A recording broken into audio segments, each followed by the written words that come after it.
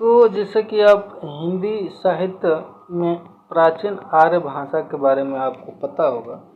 तो देखिए, आज प्राचीन आर्य भाषा के बारे में हम लोग अध्ययन करेंगे। देखिए, आर्यों के समाज, ये जो आर्य समाज जो है, ये आर्य जब आए थे तो हमारे भारत की भाषाओं की स्थिति के बारे में बात कर रहे हैं।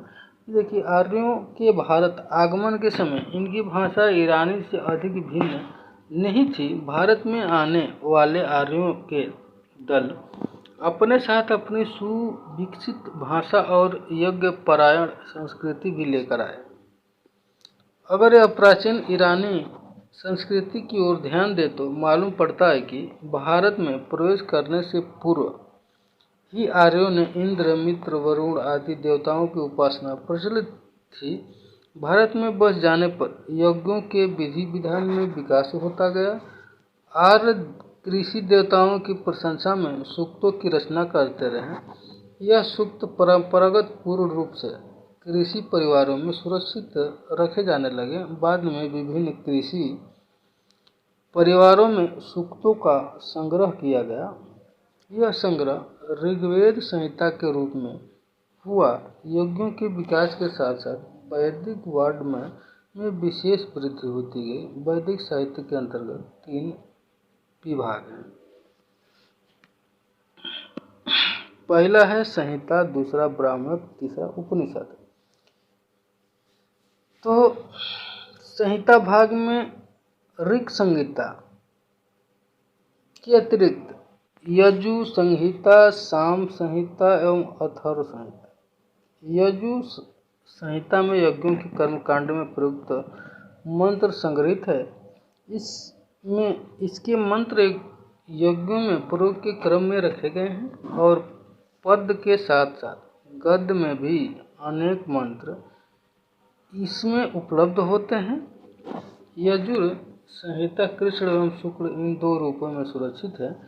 कृष्ण यजुर्वेद संहिता में मंत्र भाग एवं गद्य में व्याख्यात्मक भाग साथ साथ संकलित किए गए हैं, परंतु शुक्ल यजुर्वेद संहिता में केवल मंत्र भाग संग्रहित है। सामवेद संहिता में सोम आर्यों में गाए जाने वाले सूक्तों को गेय पदों के रूप में सजाया गया और इसके अधिकांश सूक्त ऋग्वेद में से लिए गए हैं। अथर्ववेद में जनसाधारण में प्रचलित मंत्र तंत्र टोटे टोटके का संकलन है।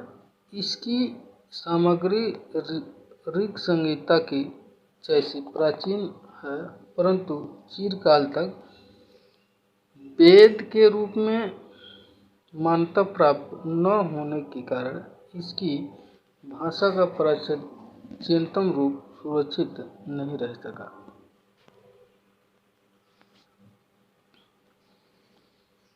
ब्राह्मण में कर्मकांड की व्यवस्था की गई है और इसी प्रसंग में अनेक कथाओं की भी योजना की गई है।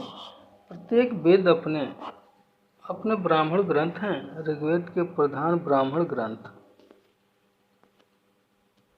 ऐतरेय ब्राह्मण है। इसके रचनाकाल अनुमानतः 1000 ईस्वी पूर्व से। ब्राह्मण ग्रंथों में यह सबसे प्राचीन है। सामवेद के ब्राह्मणों में पंचपीस ब्राह्मण विशेष उल्लेखनीय है। शतपथ ब्राह्मण शुक्ल यजुर्वेद का ब्राह्मण भाग है। तैत्तिरीय ब्राह्मण कृष्ण यजुर्वेद का ब्राह्मण ग्रंथ है। इन ग्रंथों की रचना गद्य में हुई है। उपनिषद ब्राह्मणों ग्रंथों के परिशिष्ट भाग हैं। इसमें केवल मनीषियों आध्यात्मिक एवं पारमार्थिक चिंतन के दर्शन होते हैं। इनमें आर्यों के ज्ञान कांड का उदय एवं विकास हुआ। इन ग्रंथों की भाषा अत्यंत सरल, प्रवाहमय, हृदय ग्राहिणी है। भारत में प्रवेश करने वाले आर्यों के विभिन्न दलों की भाषा में कुछ भिन्नता अवश्य थी, परंतु इनमें साहित्यिक भाषा का एक सर्वमान्य स्वरूप विकसित हो गया था। इसी साहित्यिक भाषा में ऋग संहिता के सूक्तों की रचना। उक्त ग्रंथों के रचनाकाल का समय लगभग 700 ईस्वी पूर्व है। इसमें भाषा के विकसित रूप साहित्यिक रूप के दर्शन होते हैं। इसी भाषा का उत्तरीय रूप अपेक्षाकृत परिनिष्ठित एवं पंडितों में मान्य रूप था। तो ये चीज़ें थी। इसके बाद अगले दिन पढ़ेंगे वैदिक संस्कृति। फिर वैदिक संस्कृत आने के बाद जो है